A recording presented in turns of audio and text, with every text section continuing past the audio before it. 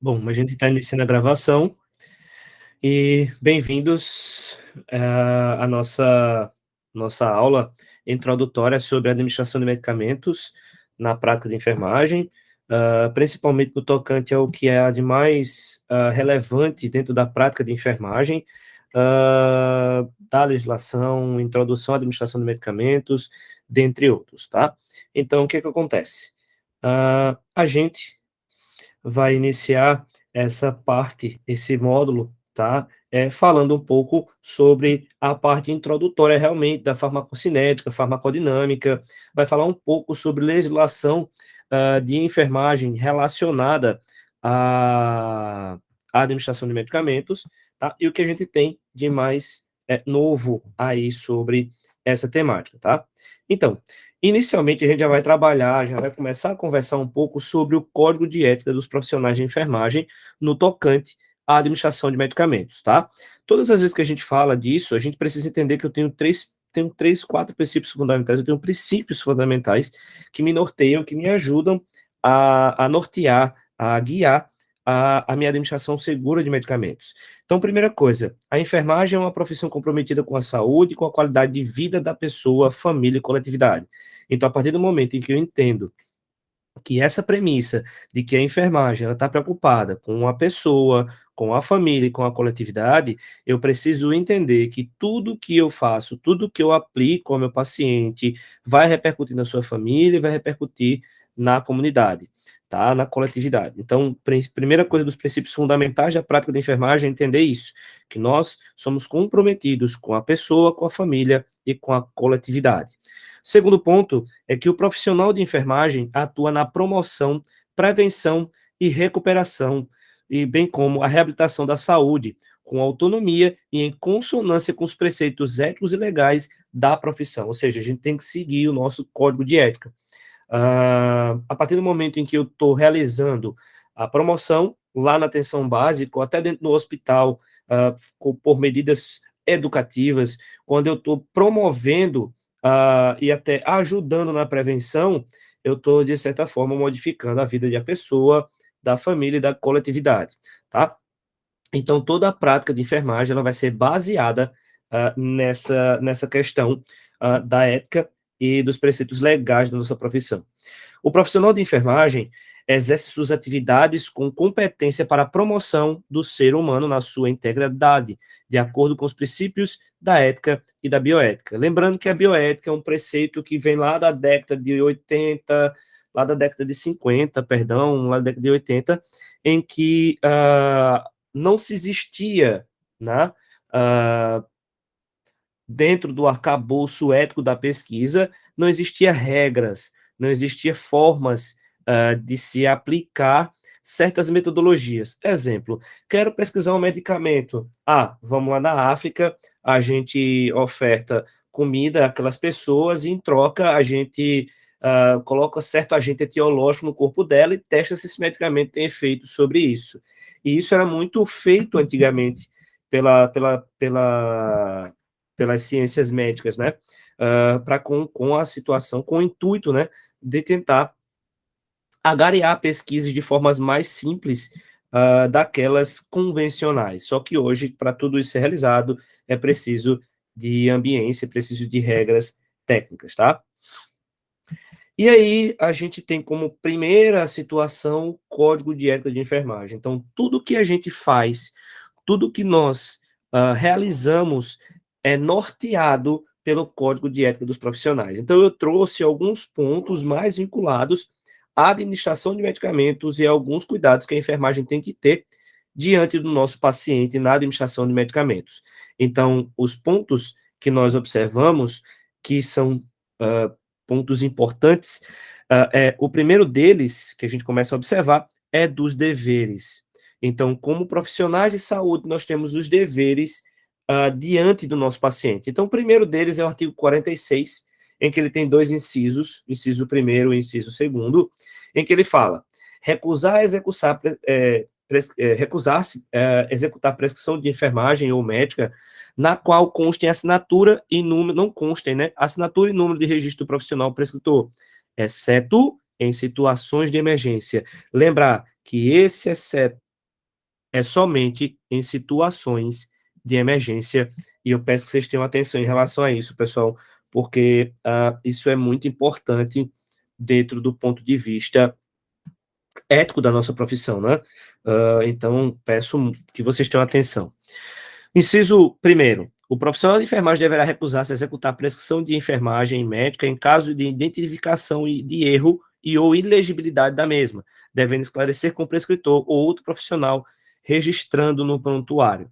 Ah, Douglas, mas aquele médico tem uma letra ruim, eu não consigo identificar. Mas fulano de tal entende a letra dele, ele está dizendo aqui que é de pirona. Perfeito. Se ele está dizendo que é de pirona, você vai registrar lá em prontuário da seguinte forma: médico fulano de tal foi procurado, não foi encontrado. Porém, seu colega fulano de tal fala que aquela medicação que está lá prescrita é de pirona e confirma com toda a equipe que está sendo administrado esse fármaco. Contudo, faz a administração do medicamento com ressalvas de que o profissional fulano de tal confirma a prescrição do medicamento, certo?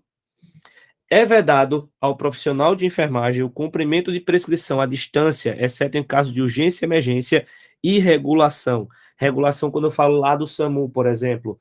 Então, se eu tenho um médico na base, eu tenho uma UBS, e essa UBS tem um técnico de enfermagem, e as medicações que vão ser administradas estão dentro dos protocolos daquele grupo do SAMU, por exemplo. Por exemplo, vamos dizer que em Maceió existe um protocolo no SAMU em que os técnicos podem administrar à distância tais medicações de acordo com a orientação médica. Então, a gente pode seguir o protocolo. Mas se não tem protocolo, é interessante não ser realizado, ou se for uma situação de urgência e emergência, tá?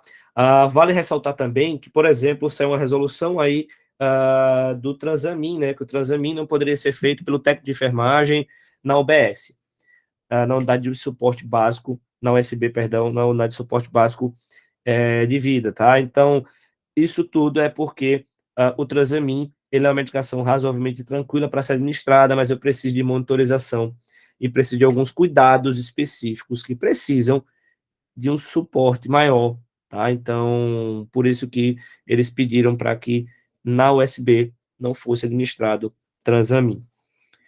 Artigo 47. Posicionar-se contra e denunciar aos órgãos competentes ações e procedimentos de membros da equipe de saúde quando houver risco de danos decorrentes de imperícia, negligência e imprudência ao paciente, visando a proteção da pessoa, família e coletividade.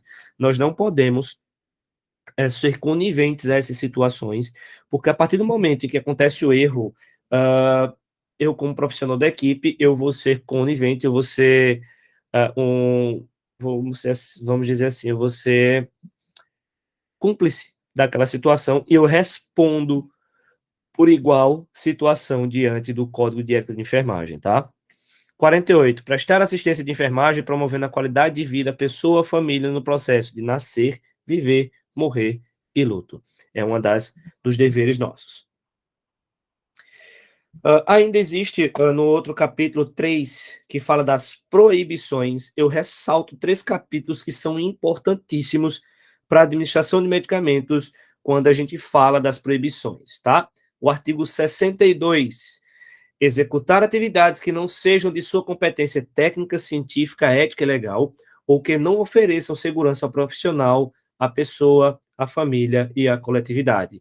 Ou seja, eu não tenho competência técnico, científico, ético e legal, eu não faço.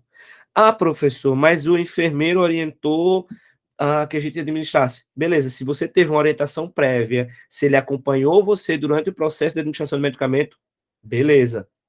O enfermeiro, ou o médico, ou o próprio técnico de enfermagem que já administrou, beleza, tranquilo, não tenho nada contra isso. Mas você ir lá, por exemplo, vamos pegar um exemplo bem simples que acontecia muito na minha época quando técnico de enfermagem. Os médicos prescreviam o Idantal para ser diluído em solução glicosada. E aí eu nem sabia disso, de que o Idantal, ele cristalizava, quando ele é injetado dentro do soro glicosado, ele provocava um processo de cristalização.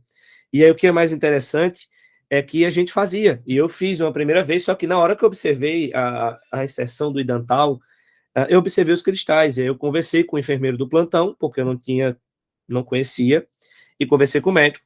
E os dois, inclusive o médico, ele é professor de uma das universidades daqui de Alagoas. Ele disse: não, não tem problema não, pode administrar. E o enfermeiro, colega meu, também falou a mesma coisa. Então, assim, eu realizei isso essa única vez, fiquei lá cismado e achei melhor pesquisar. E aí fui pesquisar, e aí foi na hora que eu encontrei isso, que o Idantal, né, a fenitoína, que é um medicamento anticonvulsivante, está lá também no e-book. Ele não pode ser administrado junto às soluções glicosadas, ele deve ser diluído, ele deve ser colocado em um soro fisiológico, tá? Que aí não permite cristalização. Beleza? Ah, Douglas, mas qual o problema? Esses cristais de glicose podem fazer oclusão de pequenos vasos, pode causar flebite, dentre outras coisas. Tá bom? Artigo 63. Colaborar ou acumpliciar-se com pessoas físicas ou jurídicas que desrespeitam a legislação e princípios que disciplinam o exercício profissional de enfermagem, ou seja, eu não devo executar nada que esteja fora do meu código de ética, e se eu for cúmplice, eu respondo de forma igual a essa pessoa. Então, muito cuidado com o que vocês executam, o que vocês veem, vocês têm que ter muito cuidado em relação a isso. Artigo 75. Praticar ato cirúrgico, exceto nas situações de emergência ou naquelas expressamente autorizadas nas legislações, desde que possua competência técnico-científica necessária. Ou seja, Douglas, você pode fazer, por exemplo, uma sutura em um sangramento ativo? Não. Quem pode executar isso, quem pode realizar esse procedimento é o médico cirurgião de preferência, tá? As suturas, elas são algo restrito ao médico, exceto no enfermeiro obstetra, que ele faz a episiorrafia, a sutura da episiotomia, tá? Quando necessário. Douglas, mas um ato cirúrgico que você poderia fazer, por exemplo, tá lá, você com um paciente sangrando devido a uma fratura em fêmur exposta, posso tentar fazer pressão através de uma pinça se eu estiver dentro do ambiente hospitalar, se eu conhecer de anatomia e souber lá pinçar a artéria corretamente, sem pensar nenhum nervo, etc., posso, porque é uma situação de emergência, mas eu prefiro fazer o meu velho garroteamento, tá? Como a gente vê lá no THTLS, que é uma coisa fácil, simples e que eu não preciso depois me estressar em relação a isso e responder isso eticamente, tá bom? Além disso, eu tenho outros artigos, né, que podem me ajudar ainda nas proibições, que é o 76, tá? Que é negar assistência de enfermagem em situações de urgência, emergência, epidemia, desastre, catástrofe, desde que não ofereçam risco à integridade física do profissional. Nós somos proibidos, pessoal, de recusar. Por exemplo, estou eu lá passando com a minha roupinha de plantão à frente de um acidente que acabou de acontecer. Eu não posso me abster, eu não posso me negar a prestar socorro àquele paciente. Primeiro ponto, eu posso, se visualizado, receber a ordem de prisão por negar assistência, porque eu sou um profissional da saúde. Segundo, se eu estiver negando assistência em qualquer uma dessas situações aí, eu estou acumpliciando, eu estou, na verdade, negligenciando a assistência, tá? E isso pode ser, sim, visto dentro do Código de Ética. Então, muito cuidado, tá? Artigo 78. Administrar medicamentos sem conhecer indicação, ação da droga, via de administração, potenciais riscos, respeitando os graus de formação profissional. O que acontece? Eu não posso, o meu técnico lá, por exemplo, eu trabalho com muitos técnicos, são quase 10 técnicos por plantão, né? Todos os plantões, desde a obstetrícia até a pediatria, e muitas vezes os meninos não têm conhecimento de tudo. Eu não posso dizer que um técnico que está há 1 ano na pediatria, ele vai dominar todas as drogas utilizadas na observação adulto, por exemplo, onde ficam os pacientes em observação. Mas, por exemplo, todos os meus técnicos são orientados por mim, né, a tirar dúvidas comigo. Se eu souber, a gente vai tirar dúvidas. Se eu não souber, a gente vai procurar um médico, vai conversar com ele para ele tentar explicar isso, para a gente tentar sanar isso. Por exemplo, Uma coisa que é muito interessante é a infusão de soluções, né? Sódio, potássio, glicose em altas concentrações, altas dosagens. Tanto na parte da pediatria como na parte da clínica médica. O que é mais interessante? Muitos técnicos não dominam essa situação porque não é rotineiro na vida deles. Hoje, sim, hoje é rotineiro demais. Para mim, há 10 anos atrás, mais de 10 anos, na verdade, eu fiz o técnico de enfermagem lá em 2006, então eu tenho aí mais um pouquinho aí de anos, então é um pouquinho de tempo e realmente não era visto, não era preocupado dosar potássio do paciente na emergência, sódio, glicose, etc, como protocolo, hoje é, tá? E muitas vezes o menino, Douglas, olha, tem uma solução de Holiday, é uma coisa que vocês podem pesquisar aí que é bem interessante.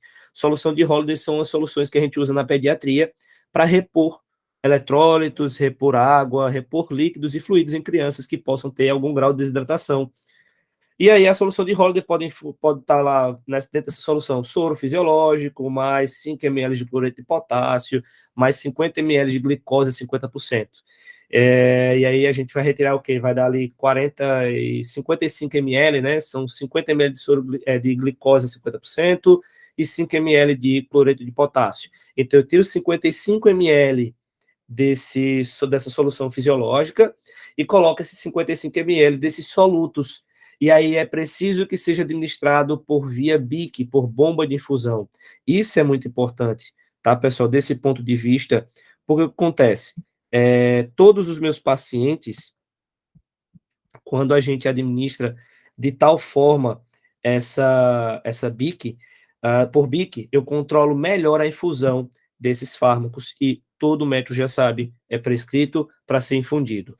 Hoje, na minha instituição, quem executa normalmente por protocolo todas as soluções, independente de ser simplesmente um soro glicosado, mas 5 ampolas de glicose dentro do soro, é o enfermeiro, porque já houve situações de near miss. E aí eu vou explicar para vocês em outra aula isso, que é dados da segurança do paciente, que a gente vai trabalhar na introdução de uma aula só sobre isso, tá bom?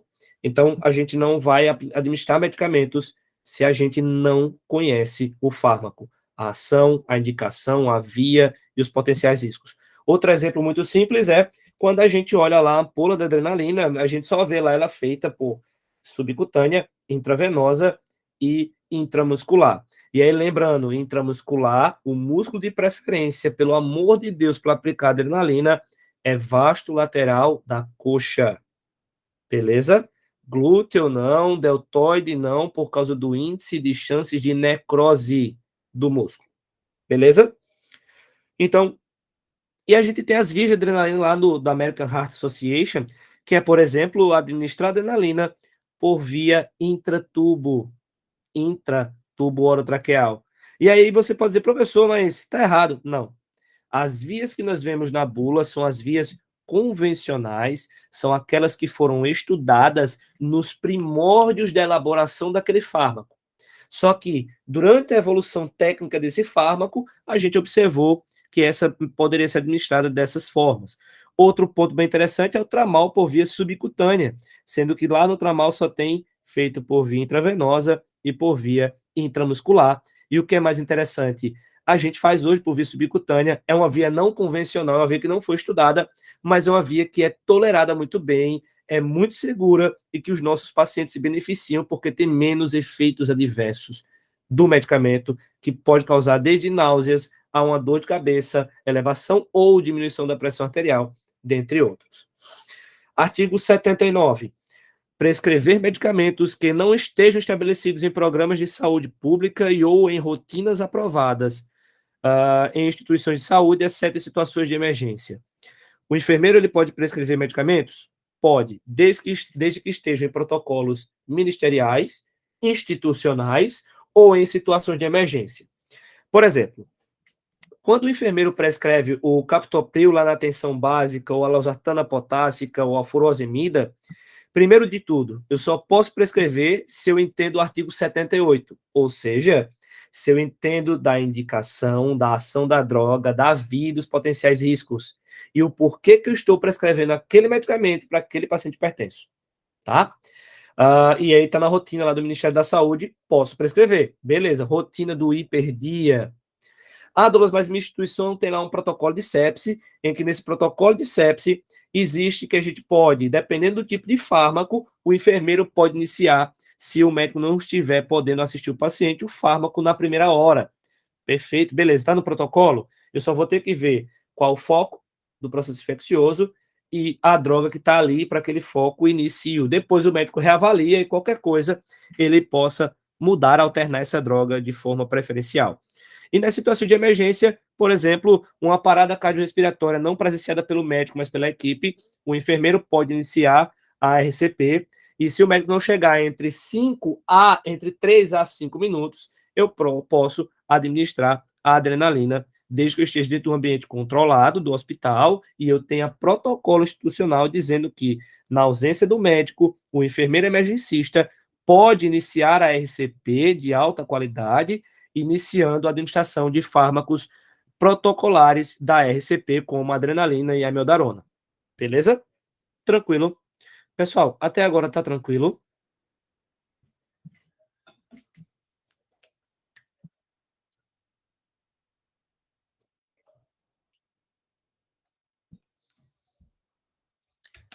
Eu espero que esteja sendo compreendido, tá?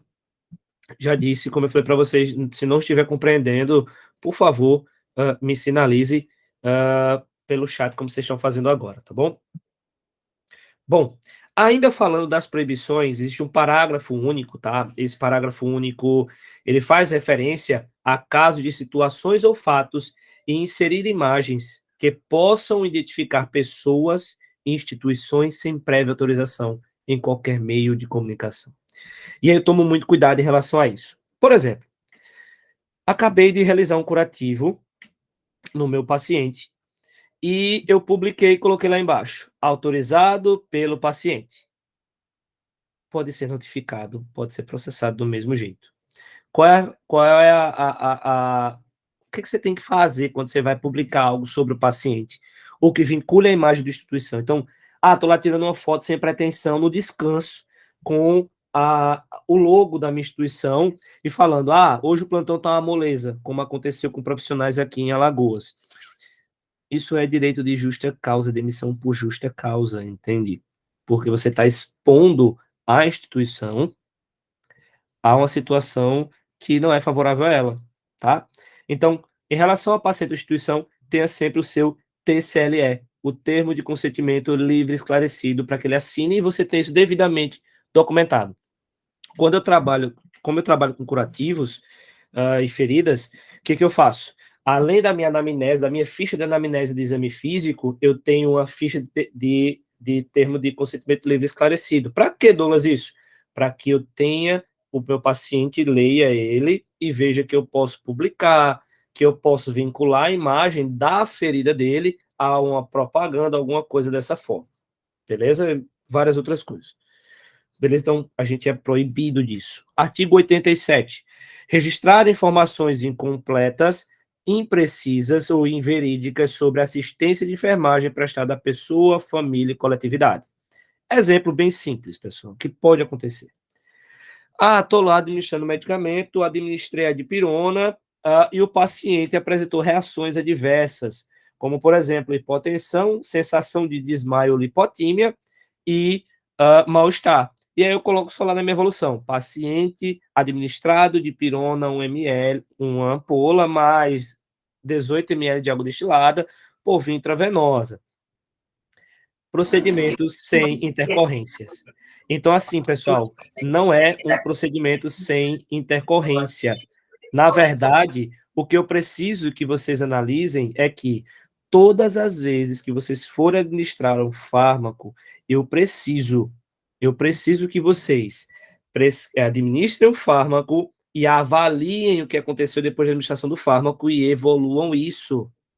Eu não posso só falar que eu administrei o fármaco e ponto. Não é bem assim. Eu preciso compreender que o fármaco foi administrado, mas quais foram os efeitos esperados? Eles foram condizentes com a clínica e com a farmacocinética e farmacodinâmica do medicamento? Então, por isso que eu tenho que ter atenção a essas situações, tá bom? Artigo 88. Registrar e assinar as ações de enfermagem que não executou, bem como permitir que suas ações sejam assinadas por outro profissional. Tá? Então, tem essa ressalva aí dentro do artigo nosso, tá bom? Então, tomar muito cuidado em relação a isso. Artigo 89. Disponibilizar o acesso às informações e documentos a terceiros que não estão diretamente envolvidos com assistência de assistência da saúde ao paciente, exceto quando autorizado pelo paciente, representante legal e o responsável legal por determinação judicial. Ah, Douglas, mas fulano de tal é médico, colega dele. Certo. Doutor, vamos fazer assim, o paciente autoriza? Certo. Fulano de tal, paciente fulano de tal, senhor João, o senhor autoriza que fulano de tal verifique seu prontuário? Tá bom, Douglas, autorizo sim. Certo. Eu vou primeiro evoluir aqui na minha evolução de enfermagem e logo depois eu disponibilizo o prontuário. Mas lembrando, esse prontuário vai ser disponibilizado agora para ser visto e para ser entregue em mãos, ele só vai ser devolvido ao senhor, tá? Uma cópia, ou para intuito de inquérito solicitado no SAMI. Todo hospital agora tem um SAMI, que é um setor responsável por agrupar, por guardar os prontuários. E eles têm que ir lá fazer uma solicitação, tem 15 a 20 dias para ser impresso a parte do prontuário que interessa, ou o prontuário inteiro, e ser entregue as cópias ao paciente. Se por um acaso precisar de medida judicial, por uma procuração, por o paciente ter tido alguma situação que ele recorre, o Ministério Público pode solicitar ao hospital junto a esse serviço. Tudo bem, pessoal? Tranquilo por enquanto? Espero que sim. Bom, e algumas, e aí a gente vai partir agora para algumas definições importantíssimas que eu prezo, perdão, que vocês tentem identificar isso e tentem, por favor, se houver dúvida, saná-las, tá?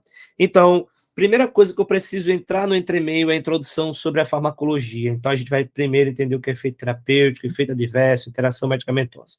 Então, efeito terapêutico é a resposta fisiológica esperada ou prevista quando causada por um medicamento, e cada um possui seu efeito desejado. Exemplo: eu posso administrar dipirona em uma parada cardiorrespiratória?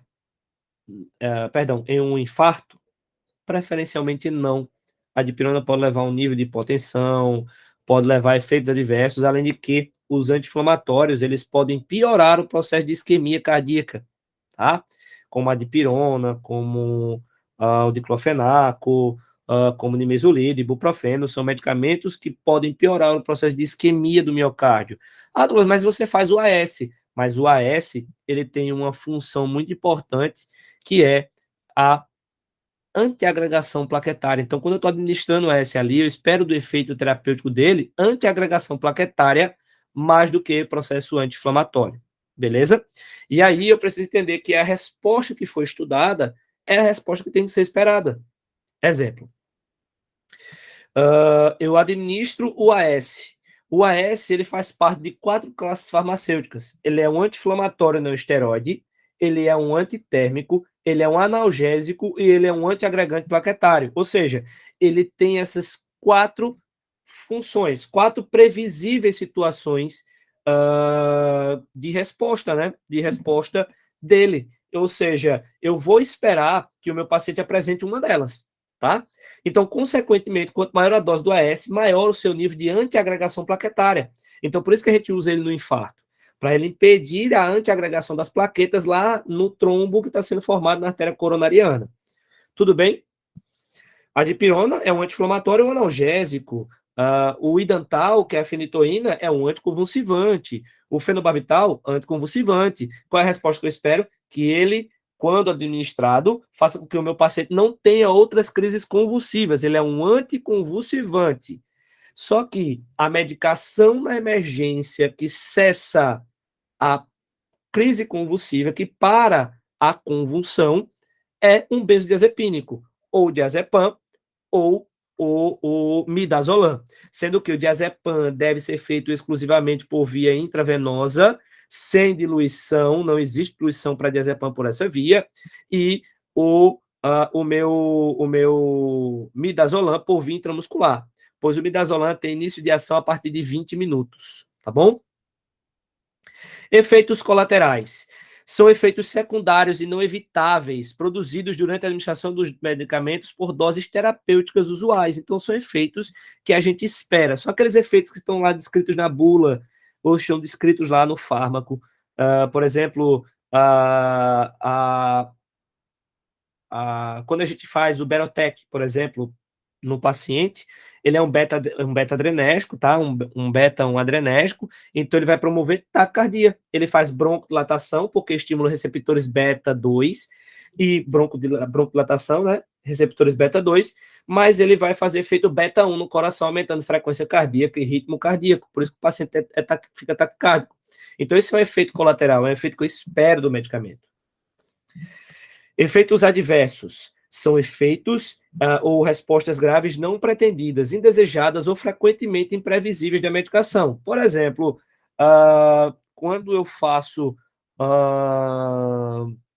o diazepam por via intravenosa, um efeito secundário, um efeito colateral dele é fazer hipotensão. Mas o efeito indesejado dele é provocar, provavelmente, ele pode provocar, tá? Uma parada cardiorrespiratória por diminuição do estímulo cardiorrespiratório. Então, o paciente pode ter uma parada cardiorrespiratória por isso. Interações medicamentosas. São interações, tá? É quando um medicamento modifica a ação do outro. E essas alterações são comuns em indivíduos que fazem o uso de vários medicamentos, sendo que um destes medicamentos pode potencializar ou suprimir a ação do outro, assim como sua distribuição, metabolismo e excreção. Por exemplo, um idoso que faz uso de omeprazol às 6 da manhã. Não adianta você administrar logo depois, 30 minutos depois, algum medicamento, porque o que o omeprazol faz? Ele é um bloqueador de bomba de prótons, ele vai diminuir a acidez do estômago e pode provocar uma diminuição do processo de absorção do fármaco, tá? Outro exemplo muito simples também aí é quando a gente usava antigamente o Atrovent e o Berotec, tá? O Berotec, como eu falei anteriormente, é para nebulizar, né, fazer nebulização. O Berotec, ele tem uma ação beta-adrenérgica, ou seja, age nos receptores beta-2 do pulmão, promovendo broncodilatação. E o Atrovent, tá, que é o ipratrópio, ele age principalmente nos receptores muscarínicos, diminuindo a secreção bronca e promovendo também broncodilatação. Por isso que a gente usa os dois juntos, porque um vai fazer uma broncodilatação potente e o outro vai diminuir a secreção brônquica, o que favorece o processo de respiração melhor do nosso paciente. Isso é interação positiva. Um está somando-se ali, está sendo uma ação sinérgica, um potencializando a ação do outro. Já uma relação negativa, por exemplo, é entre o tramal e a ondazetrona, tá? Em que o tramal age nos receptores 5-HCT e a ondazetrona também. Então, quando você faz o tramal provoca náusea. E aí faz concomitante ondazetrona para evitar náusea. Só que o tramal bloqueia o principal receptor onde a ondazetrona age, que é o 5-HTC, se não me falha a memória. Mas está lá no livro, tá isso, falando lá na parte do tramal. E também tem uma publicação no meu Instagram lá, que fala sobre tramal versus ondazetrona. Vale a pena vocês verem lá para entenderem melhor esse processo. Então, são reações deletérias, tá? Posologia é o estudo das doses dos medicamentos quando administrados. Ou seja, Douglas, mas eu vi que a posologia para a dipirona no adulto é de 10 miligramas por quilograma de peso hora. Quer dizer que todas as vezes que eu for prescrever uma dipirona para um paciente, por exemplo, eu tenho que ver que para cada 1 quilo de peso corporal, eu tenho que ter 10 miligramas de dipirona. Por exemplo, se eu pesar 100 quilos, seria 10 vezes 100, daria 1 grama de dipirona para ser feito em mim naquele momento. O que acontece? Para o adulto, a gente tem dose máxima, uma posologia máxima de administração de 5 gramas, se não for a memória, de 4 a 5 gramas, que é a dose tolerável, a superdose, na verdade. Já em crianças, a gente tem que ter o maior cuidado e a gente vai ter que focar no peso sempre. Então, posologia é o estudo da administração do medicamento, como ele deve ser feito, como ele foi estudado para ser aplicado. Placebo. Vem do grego placeo, que significa agradar, né? E o efeito, intenção, benefício de aliviar o fármaco. Exemplo. Vocês vão visualizar muito nas urgências de vocês a seguinte situação. Paciente que tem alterações vamos dizer assim, neuropsiquiátricas, esses pacientes podem acabar se viciando em medicamentos opioides, principalmente. Lá nos Estados Unidos isso é muito comum. É só vocês verem a série, quem assistiu aí House, é uma série muito antiga, mas House, o próprio médico da série, ele é viciado em oxicodona. Oxicodona é um tipo de opioide sintético muito utilizado nos Estados Unidos e que as pessoas podem se viciar, porque ele dá uma sensação de bem-estar, alivia a dor. Então, quando vocês estão diante de um paciente que está com essa situação, normalmente os médicos fazem a administração do medicamento e o paciente continua sentindo dor, porque ele quer o tramal, depois ele quer morfina, para ter a sensação de bem-estar que a morfina pode proporcionar. O que acontece? Nós pegamos uma dose placebo de morfina, que dá mais ou menos 0,1, 0,2 miligramas de morfina, que é muito pouco, que não pode causar, não causa quase nada, dilui para 20 ml de água e administra. E é incrível, o paciente, ele melhora rapidamente do quadro e pede para ir embora até. Então, muito cuidado no momento que vocês forem administrar medicamento nesses pacientes que têm essas alterações. A gente já teve situações, casos, em que os nossos pacientes, os médicos foram fazendo drogas, o paciente rebaixou, acabou indo para UTI, tá? Acabou sendo entubado, indo para UTI, tá? Então, é isso. Quando a gente fala disso, eu também preciso lembrar que eu tenho algumas situações como dose, que é a quantidade de uma droga a ser administrada no organismo para produzir um efeito terapêutico, que ela vai se classificar em algumas situações. Dose mínima é a menor dose do medicamento que eu faço capaz de produzir um efeito terapêutico. Por exemplo, para promover o efeito anti-inflamatório do ibuprofeno, a dose mínima do anti-inflamatório dele é 300 miligramas, tá? Já para diminuir o processo de dor, tá? Diminuir a dose dele é 600 miligramas. Então, a dose mínima terapêutica do ibuprofeno é de 300, a dose máxima é de 600. De 12 em 12, de 8 em 8, assim como for na prescrição médica. Dose máxima é a maior dose da quantidade de medicamento capaz de produzir um efeito terapêutico. Se esta dose for ultrapassada, ocorrerá efeitos tóxicos ao organismo e de ponto deletério, tá? Então, muito cuidado disso. Dose tóxica é a quantidade de medicamentos que ultrapassa a dose máxima, causando perturbações, intoxicações do organismo e até a morte. Exemplo. Se não me falha a memória, o diazepam, ele pode ser repetido na crise convulsiva até 80 miligramas. Se não me falha a memória, pode ser feito 20, 40, não, minto, 60 miligramas. Mas existe alguma posologia do diazepam que eu posso fazer concomitantemente até 80 miligramas. Só qual é o meu problema? A partir de 80 miligramas de benzodiazepínico, eu já estou administrando a dose, desculpa, a dose tóxica desse fármaco. O que acontece? A chance de induzir uma parada cardiorrespiratória, a chance de induzir uma sedação autoprogramada e o paciente precisar ser entubado por relaxamento de musculatura respiratória é muito grande. Então, quando a gente administra o benzodiazepínico, a dose ideal é até 20 miligramas ali para ser administrado. E aí a gente tem que lembrar dos nossos queridos antídotos, que são medicamentos que a gente vai utilizar lá para o nosso paciente, para ser administrado em nossos pacientes, tá? Dose letal é a quantidade de um medicamento que causa a morte, e aí é muito importante porque tem um fármaco que eu coloco lá até no e-book, chamado digoxina. A digoxina é um digitálico, todo digitálico é uma droga cardiotônica, é uma droga que promove principalmente um aumento da frequência cardíaca, da melhora da performance cardíaca. E aí existem doses da digoxina que, se não forem bem feitas, ela pode levar à morte ao paciente porque intoxica. É só vocês assistirem o filme, né? Ou é a série, se não me falha a memória, é o filme, eu acho. O Enfermeiro da Madrugada, o Enfermeiro da Noite, uma coisa assim. Lá ele conta a história de um cara que fica fazendo a administração de insulinas em altas doses e digoxina concomitante ao soro, promovendo parada cardiorrespiratória. Porque o que acontece? Quando o paciente se intoxica por morfina, por digoxina, perdão, ele começa a ter uma perturbação nos canais de potássio. E aí esses canais de potássio, quando perturbados lá no miocárdio, causam arritmia, e normalmente essa arritmia ela se torna maligna do ponto de vista clínico. E aí, por isso, o nosso paciente ele vai ter repercussões negativas do ponto de vista farmacocinético, farmacodinâmico, que acaba evoluindo ao óbito, tá? Então, tem que tomar muito cuidado, vale muito a pena vocês deram uma lida sobre isso assim que puder lá no e-book, tá? Se não tiverem lá, me peçam lá que eu mande para vocês conteúdos para a gente discutir sobre isso, tá bom? Farmacoagonista é todo fármaco que intensifica o estímulo receptor. Por exemplo, a adrenalina é um beta-adrenérgico, perdão. Como ela é um beta-agonista, tá? Todo fármaco que fala de agonista, ele realiza a ação. Então, a adrenalina é um agonista beta-adrenérgico. Douglas, e qual seria um antagonista?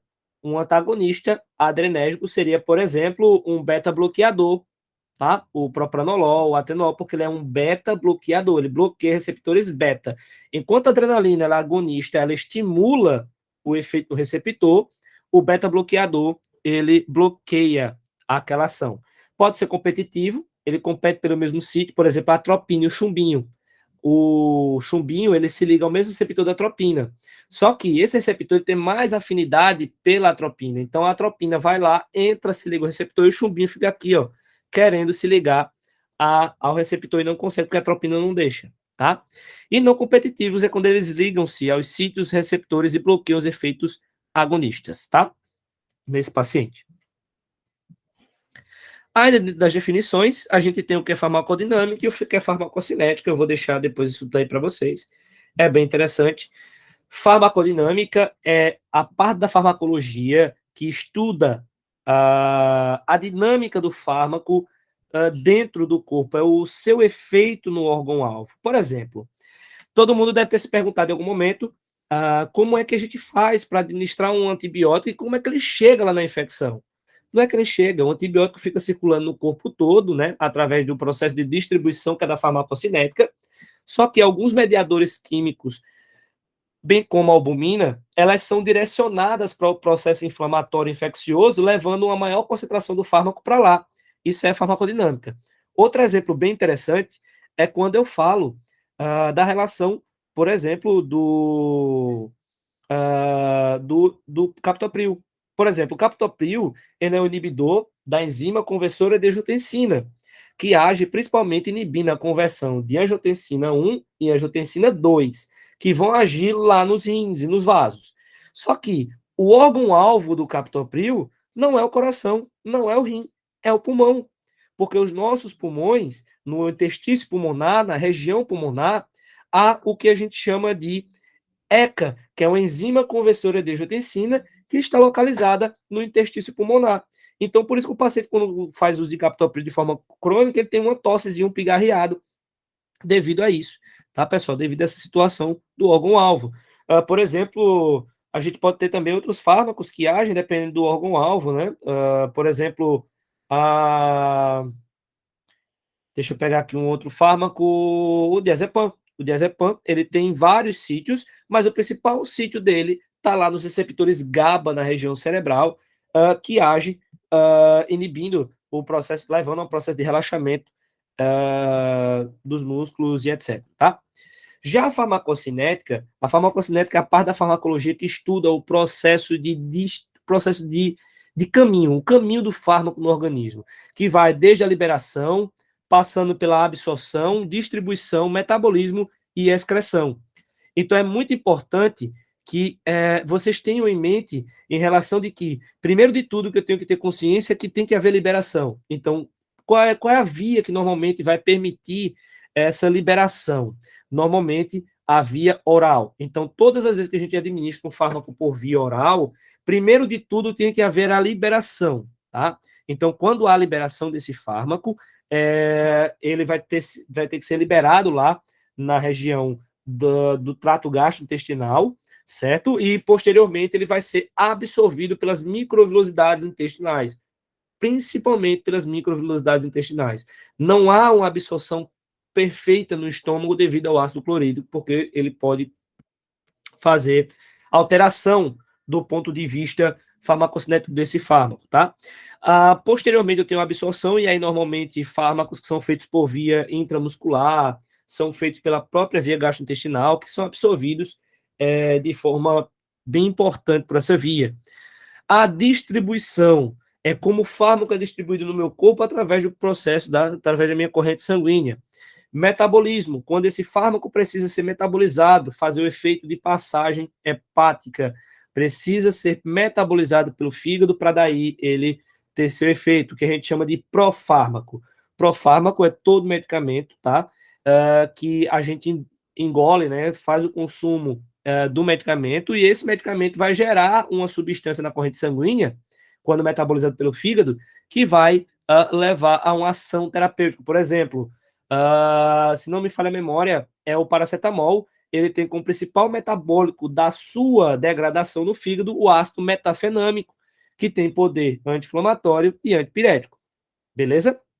E a excreção, que vai depender do tipo de fármaco, mas a principal via de excreção é a via urinária. Mas vocês podem ter via biliar, via gastrointestinal, tá? Pelas fezes, e também pela via vamos dizer assim, as secreções corporais, como o suor, por exemplo. Tá bom? Deu para compreender, pessoal? Essa parte de farmacodinâmica e farmacocinética?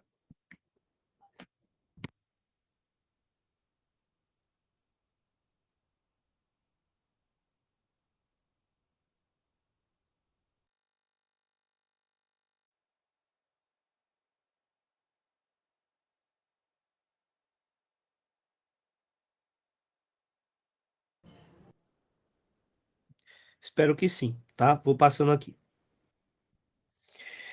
E aí, pessoal, uma coisa muito importante que a gente precisa trabalhar demais em relação a isso é a questão da segurança na administração dos medicamentos, tá? Esse artigo aí é um artigo bem interessante, se vocês quiserem eu vou deixar lá com a aula, eu vou deixar esse slide e vou deixar também esse artigo científico aí, tá?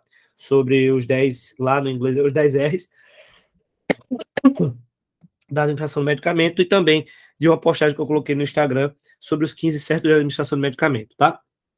Hoje, normalmente, a maioria dos hospitais trabalham com esses 10 certos de administração do medicamento.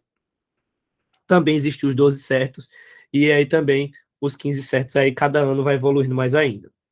Então, o que acontece? Eu tenho como 10 certos alguns pontos, né?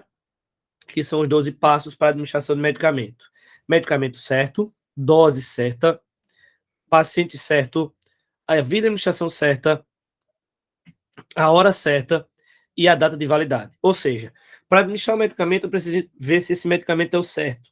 Se está prescrito, se é o medicamento certo, se a dose que eu estou preparando é a dose que foi prescrita, se o paciente que eu estou administrando é o mesmo, porque, por exemplo, no Covid aconteceu muito na minha UTI onde eu trabalhava, de ter, por exemplo, chegou a ter 4 franciscos na UTI, vocês terem ideia, internos entubados.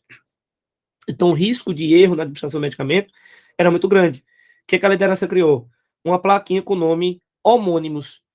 Só para isso. Atenção, pacientes homônimos. A gente colava nas plaquetinhas e a gente sabia que esses pacientes eram homônimos, ou seja, tinham nomes parecidos. E isso daí foi muito bom para a gente, foi um ganho muito bom, porque todas as vezes que a gente ia preparar o medicamento, o enfermeiro, junto ao técnico, checava prontuário por prontuário, medicação por medicação, nos horários que seriam feitos. Tá? A via de administração é a correta? A hora é a certa? E a data de validade é importante verificar. Apesar de que hoje a gente tem inúmeros mecanismos, né, dentro da farmacologia, dentro dos sistemas, né, de protocolos, de prontuários eletrônicos, que já veem isso para a gente. A ação certa, eu administrei o Idantal. O Idantal fez com que o meu paciente convulsionasse nas primeiras 24 horas? Não. Então ele fez a ação dele. Quer fazer o quê? Evitar as questões relacionadas à crise convulsiva. Outra situação, a forma certa. A forma como foi administrada a forma farmacêutica foi a correta? A resposta do fármaco foi correta? A ação é uma coisa. A ação que eu espero é uma coisa. A resposta do fármaco à administração do medicamento foi a correta? Foi a resposta certa? Está dando para compreender? Recusa. O nosso paciente ele pode se recusar à terapêutica. Porque o que acontece? A ação certa, a forma certa, a resposta certa. A resposta certa, né? Mas qual o problema? Se o meu paciente ele recusar, depois de eu explicar todo o processo de administração do medicamento, é um direito dele. Eu só vou ter que evoluir isso muito bem em prontuário e deixar registrado, tá bom? Anotar corretamente o medicamento administrado e exatamente como foi feito, dizendo a ação do medicamento, ou como você esperava que acontecesse. Diminuiu a dor, porém, o paciente apresentou um vômito. Eu tenho que evoluir também o que aconteceu durante a administração. E o paciente deve ser informado sobre a terapêutica, ou seja, o paciente nós temos a obrigação de passar para o paciente toda a terapêutica do fármaco que está sendo administrado. Aqui são os 15 certos, que foi a publicação que eu fiz lá, né? Paciente certo, medicamento certo, horário certo, dose certa, via certa. E os outros aqui, registro certo, né? Orientação, forma, resposta, validade, já está lá nos 10, 12 certos lá, né? A prescrição e a compatibilidade, a prescrição e a recusa também. O que aumentou? Compatibilidade, tempo de administração e leitura. O que acontece? O que aumentou? Por que aumentou mais? Por exemplo, como eu falei para vocês, quando eu faço a administração do Idantal, que é a fenitoína, por via intravenosa, ela sempre vai ter que ser diluída em solução fisiológica, porque ela não é compatível com soro glicosado, porque a partir do momento em que eu diluo, ele vai cristalizar, vai formar cristais dentro da solução que pode provocar efeitos adversos, tá? O tempo de administração. Douglas, o fármaco que está sendo administrado, o Idantal, por exemplo, a própria bula dele está lá também no e-book, fala que o tempo mínimo de infusão dele é de 30 minutos. Ou seja, na prescrição própria, a gente faz entre 30 e 40 minutos em BIC, em bomba de infusão, que é a melhor forma de controlar isso. Mas, por exemplo, eu também tenho fármacos que não dá para fazer em bomba, mas que os médicos prescrevem direto, né, dentro do processo de administração por bolos, como, por exemplo, a aminofilina, que também está lá no e-book. A aminofilina não deve ser feita em um tempo menor que 10 minutos, por exemplo. Outro fármaco que pode ser muito usado, ou foi usado, né, ainda, mas ainda é usado ainda, é a ampicilina. A ampicilina não pode ser administrada por via intravenosa em um período menor que 1 minuto, porque foi evidenciado em estudos que, quando foi administrado em tempo menor que 1 minuto, em muitos pacientes apresentou crise convulsiva. Os pacientes convulsionaram. E isso foi uma prática meio vivenciada como técnica de enfermagem. Uma colega minha estava administrando uma ampicilina numa criança, e todas as vezes que essa técnica aplicava a medicação, a criança convulsionava. Era uma convulsão rápida, 30 segundos a 1 minuto, mas era uma crise convulsiva. E aí a mãe começou a questionar, né, na época, e aí eu fui pesquisar, né? E aí na bula, em alguns estudos, lá tá dizendo assim, que a ampicilina, ela tem um importante componente de atravessar a barreira hematoencefálica e poder provocar crise convulsiva pelo estímulo em alguns locais cerebrais, tá? Então, por isso que a ampicilina não deve ser administrada por via de forma em bolos menor que 1 minuto, tá bom? E a leitura do prontuário por completo. Exemplo: solução fisiológica 0,9%, 500 ml, ponto. Aí tá lá embaixo, observação: adicionar 50 ml de solução glicosada a 50%, cloreto de potássio 5 ml, cloreto de potássio 19,1%, 5 ml, cloreto de sódio 10 ml, cloreto de sódio 20%, 10 ml, ou seja, ele quer que seja feito dentro desse soro fisiológico prescrito, 50 ml de glicose a 50%, 5 ml de cloreto de potássio e 10 ml de cloreto de sódio. Isso é uma solução. E está lá dizendo, infundir em 24 horas, com taxa de infusão de 46,86 ml hora. Ou seja, ele está explicando como você deve administrar o fármaco. Outro exemplo muito simples. Douglas, eu estou lá com a médica, a criança está convulsionando, ela pediu para fazer midazolam intramuscular na criança, pediu para fazer 0,5, está lá prescrito, aspirar 0,5 ml de midazolam e aplicar de forma intramuscular. Só que a minha seringa só tem seringa de 10. Simples. Você vai pegar essa seringa de insulina, aspirar 50 unidades, que equivale a 0,5 ml, tá? E troca só a agulha. Troca por uma agulha 25 por 7, troca por uma agulha 20 por 0,5 e administra na coxinha da criança. Beleza? Então, ler sempre, fazer a leitura do prontuário. Outra coisa muito importante, fazer a leitura dos sinais vitais, quando eu falo de leitura, é ver tudo. Eu gosto dessa parte da leitura porque eu falo sempre para os alunos, quando eu falo de leitura, eu falo da leitura como um todo, não só do prontuário, a leitura do paciente também. Por quê? Eu englobo isso. Porque você não vai chegar num paciente com infarto de parede anterior, de ventrículo direito, tá? Que é essa parede anterior aqui, e fazer morfina ou fazer nitrato. Não. Eu vou ter que avaliar, junto com o médico, essa possibilidade de fazer morfina ou nitrato, porque é um infarto de parede anterior. Então, não é só ler, está lá prescrito pelo médico. A critério médico. É a gente emocionado, porque a pressão do paciente está alta, vai lá e faz. Não. Eu tenho que analisar tudo, fazer a leitura dos sinais vitais, eu tenho que ver tudo do paciente. Tá bom? Aí, pessoal, são as vias mais usuais, tá? Dentro da via enteral, a gente tem a via oral, sublingual, nasogástrica e retal. Essa sublingual hoje deu o que falar. Eu acabei publicando parte da editada dos vídeos que eu coloquei para vocês no grupo. E aí, o que tem de gente me questionando lá no direct, por que não faz. E aí, lembrando que tem uma publicação também no meu Instagram falando sobre isso, sobre o porquê não fazer captóprio sublingual, tá? Então, medicação que foi feita para ser feita por via oral, minha gente, é para ser feita por via oral, ela foi criada para isso, porque ela pode não sofrer alterações. Exemplo muito simples. Porque tem um AS, aquele docinho rosinha, gostoso, que eu acho que eu comia uma cartela daquilo ali num dia. E tem um AS tamponado. Qual a diferença? O AS rosinha, ele, ou branco mesmo, ele é um comprimido que ele é dissolvido no estômago graças ao ácido clorídrico. E ele sofre influência disso. Só qual o principal problema dele? Ele é um AINE, um anti-inflamatório não esteroide. Então ele causa úlcera estomacal se usado a longo prazo. Por isso que nos pacientes cardíacos, os pacientes vão usar Somalgin Card, AS tamponado. Por quê? Ele tem uma crostinha por cima, ele fica parecendo um M-Minis, né? Aquela crostinha é uma glicose, são sais de glicose, que são diluídos no estômago, e aí ele passa para o duodeno. No duodeno, ele é absorvido, tá? Que é o local correto de ser absorvido o AS, é lá no duodeno. Então, essa crostinha, ela serve para ser corroída lá no estômago, para que não seja liberado o AS e não cause úlceras no paciente a longo prazo, tá bom?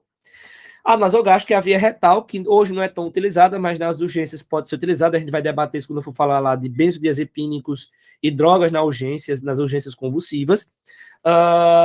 Mas a via retal é importante, principalmente para aqueles pacientes que têm alguma alteração hepática, tá, pessoal? Porque a via sublingual e a via retal são vias em que não sofrem efeito de passagem hepatoentérica, ou seja, não passam pelo fígado.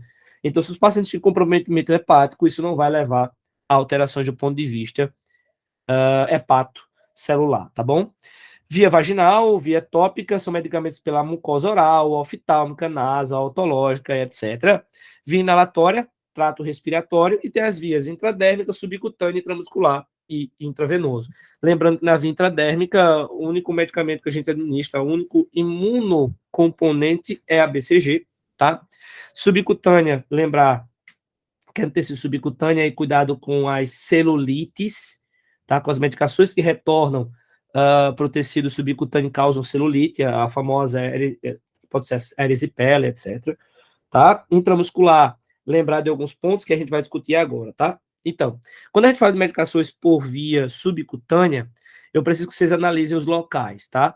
Lembrar que na emergência, o local preferencial para ser administrado a insulina, por exemplo, ou os fármacos é a via abdominal. É a parte do abdômen que deve ser feita a essa administração, porque ela tem uma absorção rápida, entre 10 e 20 minutos, tá? Na coxa, ela é muito lenta. Nas nádegas, também é considerada lenta. E no braço, ela é média, ou seja, bumbum, abdômen, parte posterior do meu deltoide, tá? Ali atrás, nádegas e coxa, tá? São as vias mais usuais para administrar medicamento por via subcutânea. Dentro da via intramuscular, eu tenho alguns adendos, tá? Eu tenho aí a via dorsoglútea, é uma via muito utilizada ainda lá, de dividir, passar uma linha ali da região inicial do cóccix, dividir ao meio e aplicar no quadrante mais externo, lateral do paciente. Eu tenho também a via ventroglútea, que é uma via altamente disseminada hoje, é uma via que eu amo administrar medicamento, é a minha prática diária, é administrar por essa via. Deltoide, que é uma via que a gente usa hoje exclusivamente mais, né, para vacina, eu não uso para fármaco nenhum, esse local. E o vasto lateral da coxa também, que eu adoro, eu gosto demais de administrar medicamento por essa via, porque ela é segura e é muito tranquila de ser administrada. Alguns livros, alguns estudos já trazem lá de fora a não usabilidade da via dorsoglútea, ou seja, ela é uma via descontinuada, tá? Então, muitos fármacos, muitos livros trazem isso, ela é descontinuada. Eu, propriamente dito, Douglas, eu não administro mais medicamento por via dorsoglútea há mais ou menos uns 2, 3 anos ou mais, tá? Eu evito, prefiro fazer lá minha ventroglútea e os meus pacientes não reclamam, tá? Acham até bom. Aí, pessoal, guardem isso na cabeça de vocês. Eu me guio, a prática do Douglas, a prática do professor Douglas em relação ao profissional que eu sou é baseada nesse quadro, que é antiguinho, mas ele é muito importante porque ele é um quadro que representa os volumes de infusão pelo músculo, tá? E eu me guio muito por isso. Eu me guio muito por ele. Eu gosto muito dele por causa disso. Então lá tá prematuros, neonatos e lactentes. O único músculo que é indicado na administração de medicamento é vasto lateral e não pode passar de 1 ml no lactente. Lactente é aquela criança que vai lá de 30 a 6 meses, tá? Prematuros e neonatos 0,5 no máximo, tá bom? Crianças entre 3 e 6 anos, eu tenho que lembrar que ventroglútea é 1,5 ml, dorsoglútea é 1 ml e vasto lateral 1,5 ml. Você vai dizer, Douglas, por que o dorsoglúteo e ventroglúteo só aparece aí a partir de 3 anos? De acordo com a Sociedade Brasileira de Pediatria e outros órgãos internacionais, a dorsoglútea, ela não deve ser administrada em crianças entre 2 e 5 anos de idade. Por quê? Porque ainda não há uma formação, uma delimitação do nervo isquiático, chamado também de nervo ciático. Então, a chance de você realizar uma lesão nesse nervo é muito grande, tá bom? Crianças entre 6 e 14 anos, aí todos os músculos, mas lembrando, na minha prática, eu não uso mais dorsoglúteo, tá? E aí, em adultos, aí os volumes de segurança, pode olhar lá, deltoide não passa de 1 ml, ventroglútea não passa de 4, então é bem importante. Lembrar também, Douglas, mas meu paciente é muito caquéticozinho, muito magrinho, o que é que eu faço? Diminui volume ou distribui nas duas nádegas. Faz em uma e faz em outra, tá? Mas não ultrapassa num paciente muito caquético, por exemplo. Já é um paciente lá, a moça, o rapaz tem um músculo glúteo enorme, grandão, e tem que fazer 5 ml. Faz 5 ml. É importante que o profissional de saúde tenha essa avaliação, esse senso crítico. Mas o que eu sigo, basicamente, na minha prática há mais de 10 anos, é esse rapazinho aí, esse quadro, que eu acho muito importante. E aí, se puderem, printa a tela, faz alguma coisa aí para vocês guardarem isso, mas a aula vai estar lá, tá? Aí a técnica de Z, ou trilha em Z, tá? É uma trilha também que eu uso muito medicamentos que têm potencial irritante, tá? Que retornam para o tecido subcutâneo e possam causar irritação, por exemplo, anticoncepcionais, dexametasona, diclofenaco, ou seja, paciente pode causar irritação ou retornar o medicamento, o fármaco pelo orifício, eu faço técnica de Z. Como é que ela se dá? Vou lá na região onde eu vou administrar com a minha mão não dominante, traciono a pele para a lateral. Com a mão, vou lá, insiro, tá? Aspiro e aplico o medicamento. Conto de 1 a 10 segundos e vou puxando a agulha e soltando a pele. O que vai acontecer? Eu não puxei a pele? Quando a pele for voltando, ela vai acabar fechando o orifício do músculo, permitindo que o fármaco não retorne para o tecido subcutâneo, saia, tá?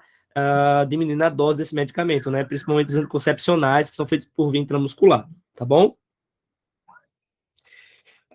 Outro ponto interessante aí é no preparo da pele, o que é muito importante. Então, a gente vai realizar, tem várias formas de realizar o preparo da pele, mas quando eu falo de preparo da pele, são esses os principais pontos que vocês têm que ter atenção. Realizar a fricção da pele com solução à base de álcool, gluconato de clorexidina 0,5 ou a 2%, iodopovidona PVPI, álcool 10% ou álcool a 70%. Normalmente a gente usa, né, no ambiente hospitalar, o álcool a 70%. E outra, lembrar que toda substância que tem como principal foco o álcool, ela vai ter potencial antisséptico? Vai. Beleza, clorexidina tem. Só que a principal função do álcool aí é eu arrastar a bactéria do canto e fixar em outro. Ou seja, por isso que quando a gente vai fazer uma punção intravenosa, por exemplo, a gente faz um movimento de arrasto do sentido distal para o proximal, tá? Para quê? Para arrastar a bactéria de onde eu posso fazer o acesso, que está lá na superfície da minha pele, para onde eu não vou tocar. Ah, mas eu vou precisar fazer mais em cima. Vai ter que fazer outra limpeza mais acima, tá bom? Para o álcool e o gluconato de clorexidina, aguardar a secagem espontânea antes da punção. Detalhe muito importante. Só passa o álcool e não espera secar. Tem que esperar secar, senão ele não fixou a bactéria, ele não removeu a bactéria. Você está inserindo a bactéria do mesmo jeito. Se for povidine, a iodopovidona, a gente espera de 1,5 a 2 minutos antes da punção. Por quê? O iodo que está ali dentro, junto com o álcool, precisam fixar na pele para que A tenha o seu efeito bactericida, tá? Somente uma aplicação é necessária. Somente uma aplicação é necessária, tá? E a remoção de pelos, quando necessária, deverá ser realizada com tricotomizador elétrico ou tesouras. Eu não posso fazer uma raspagem do pelo para realizar uma punção, porque eu vou acabar lesionando a pele do paciente de alguma forma e aumentar a chance de uma flebite nesse paciente, tá bom? E do processo infeccioso. Tipos de infusão também é muito importante, já que eu falei das situações. Tempo de infusão aí, segundo o FAC 2000, é antiguinho, mas todo mundo usa porque é consolidado pela farmacologia, é consolidado por isso. Bolos. O que é bolos? É quando eu administro medicamento num tempo menor que 1 minuto. Ou seja, todo medicamento feito em menos de 1 minuto é considerado de bolos. Tá? Então, quando eu faço lá a adrenalina na parada cardíaca, limpa lá rapidinho, eu estou fazendo o quê? Um bolos. E aí depois eu faço o quê? Outro bolos de quê? De soro fisiológico para empurrar essa adrenalina. Infusão rápida é quando eu administro por via intravenosa um medicamento, tá? Em 1 a 30 minutos. Então, infusão rápida é aquela infusão que eu faço entre 1 e 30 minutos. Infusão lenta é aquela que se concentra ali na infusão de um fármaco entre 30 e 60 minutos. Infusão contínua é quando eu administro o medicamento num tempo superior a 60 minutos ininterruptamente. Por exemplo, lá o cloreto, lembra que eu falei para vocês? Cloreto de sódio, 500 ml, mais 50 ml de solução de glicose, é 50%, mais 5 ml de cloreto de potássio, e infundir em 24 horas. Isso aí é uma infusão contínua, por isso que fazem BIC, bomba de infusão contínua. A administração intermitente é aquela que a gente faz usualmente. Por exemplo, administrar metronidazol. Metronidazol é uma sacolinha, parecendo uma sacolinha de soro, tá? Em que a gente administra a cada 6 horas. Só que a gente conecta lá no multivias, né, nas vias laterais do soro, e vai fazendo concomitante ao soro. O soro lá está correndo e o metronidazol está correndo lá também na via lateral. Só que por que ela é intermitente? Porque ela é interrompida. Acabou a administração do metronidazol, eu retiro ele, desprezo, e na próxima vez, a cada 12 horas, né, eu vou administrar novamente mais uma bolsa de metronidazol, tá bom? Pessoal, dúvidas, perguntas em relação à explanação? Agora, esse momento é um momentozinho que eu vou abrir para vocês de 5 minutos para fazer alguma explanação sobre o tema. Fiquem à vontade.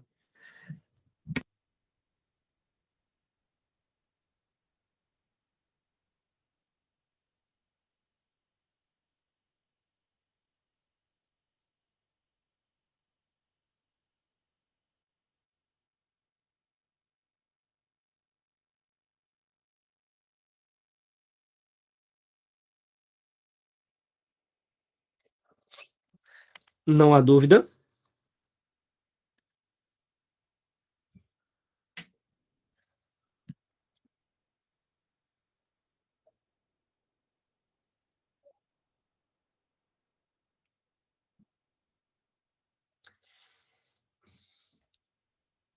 Essa aula vai ficar disponível para vocês lá na plataforma, tá? Também vou deixar esse slide lá e alguns materiais complementares que possam ajudar e fomentar para vocês de uma melhor forma o entendimento disso, tá? Se Se houver alguma dúvida lá, vocês podem colocar também lá na parte de comentários, que eu vou visualizar, eu recebo notificação, tanto nas aulas que já estão lá, como também como também na dúvida lá dos vídeos, ou até do próprio e-book, que vocês tiverem dúvida, pode colocar lá que eu vou estar respondendo, tá bom?